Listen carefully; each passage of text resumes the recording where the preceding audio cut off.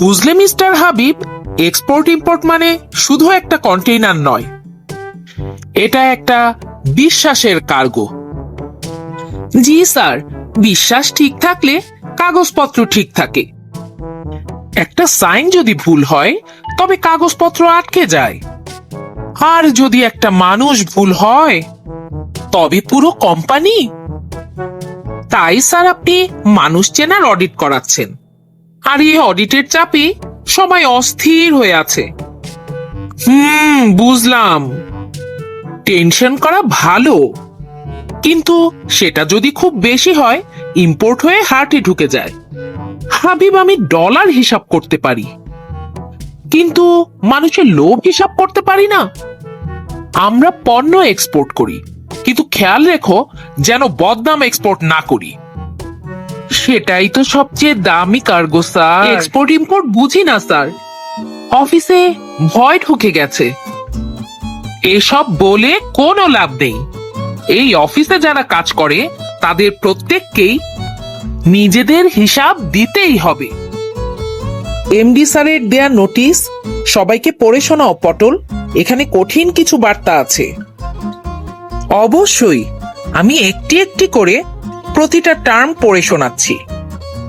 Number 1, আজ থেকে অফিসে উপস্থিতির সময় সকাল 9:30, 10টা কিন্তু নয়। 9:30 মানে এখন থেকে 10টা, 10টা মানে 9:30। যেভাবেই হোক এটা মাথায় ঢুকিয়ে নেন, 9:30-এর মধ্যেই অফিসে আসতে হবে।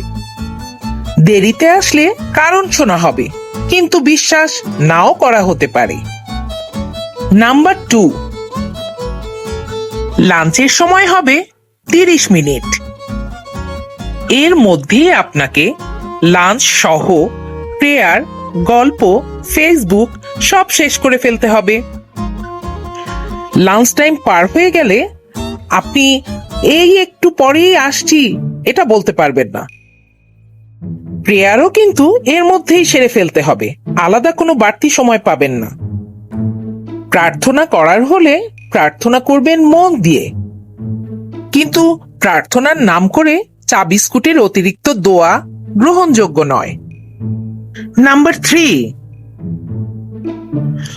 অফিসের পরিবেশ নষ্ট হয় এমন অযথা আড্ডা, ফিসফিস করে প্রেম, জোরে হাসাহাসি, অযথা সন্দেহজনক চাহনি, এই সবকিছুই কঠোরভাবে নিষিদ্ধ।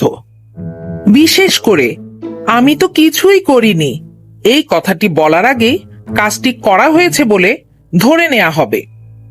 সর্বশেষে জানানো যাচ্ছে যে এই অফিসে কাজ করতে হলে কাজ আগে, আবেগ পরে, হিসাব আগে, হাসি পরে, এই নীতিতেই কাজ করতে হবে। নোটিশ অমান্যকারীদের বিরুদ্ধে আগে বকুনি পরে ভাবনা, এই নীতিতে ব্যবস্থা নেওয়া হবে।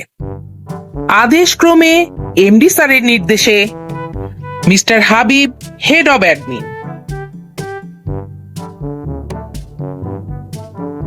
টিকলু ভাই, নোটিশ শোনার পর আপনি ঠিক আছেন তো? একদম ঠিক মিস পিঙ্কি, আমাকে নিয়ে তুমি ভেবো না, আমি ঠিক আছি। এটাই তো এক্সপেক্ট করি টিকলু ভাই, আপনি সব সময় ঠিক থাকবেন। গুড মর্নিং টিকলু ভাই, আপনার সার্ভারের ব্যাকআপের জন্য পিঙ্কি ম্যাডামের কাছ থেকে ডেটা নিচ্ছিলেন মনে হচ্ছিল। না না, আমার সার্ভার তো এমনিতেই ডাউন, সার্ভার ব্যাকআপের জন্য বাড়তি কোনো ডেটাই আমি নেইনি। বিশ্বাস করো ঝিলিমিলি, এটা ব্যাকআপ নয়, এটা শুধু চেকআপ। আর চেকআপেও যদি সমস্যা হয় তাহলে তো আইটি অফিসার হওয়াটাই একটা অপরাধ। আমি কারো ডেটা নেই না, এই শুধু নিজের হাতটা রক্ষা করি। একই অফিসে কাজ করি বলে কথা বললেই যদি ব্যাকআপ নেওয়া হয় তবে তো একসাথে বসে চা খাওয়াটাও একটা সাইবার ক্রাইম। আমি শুধু চাই সব সার্ভার ঠিক থাকুক, আর আমার উপর কেউ সন্দেহ না করুক। মনে হচ্ছে একটু বেশি বকবক করছেন। কেন করছেন কে জানে। কি খবর ফানি, কেমন আছেন? ভালো আছি টিকলু ভাই। আপনার কি খবর? গোলাপ ফুলের পাপড়ি নিয়ে এক্সামটি কি করেছিলেন? কি রেজাল্ট হলো টিকলু ভাই? কার নামটি শেষে ছিল? আর বলো না, টায়ার্ড হয়ে গোলাপের পাপড়ি ছিঁড়তে ছিঁড়তে আমি ঘুমিয়ে পড়েছিলাম। ঘুম ভেঙে আর কিচ্ছু মনে নাই।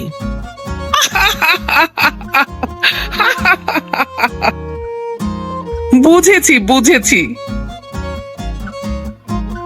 কি খবর এনেছো বলো শিগগিরই।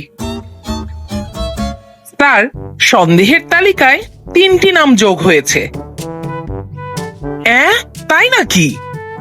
জি স্যার। এরা হলেন মিস পিঙ্কি, মিস ঝিলিমিলি এবং মিস্টার টিকলু। বলো কি? স্যার, ওনারা 3 জনই কারণে অকারণে বহুবার অফিস আওয়ারে মিট করে এবং ফিস ফিস করে কথা বলে। বুঝেছি, এদের নজরে রাখতে হবে।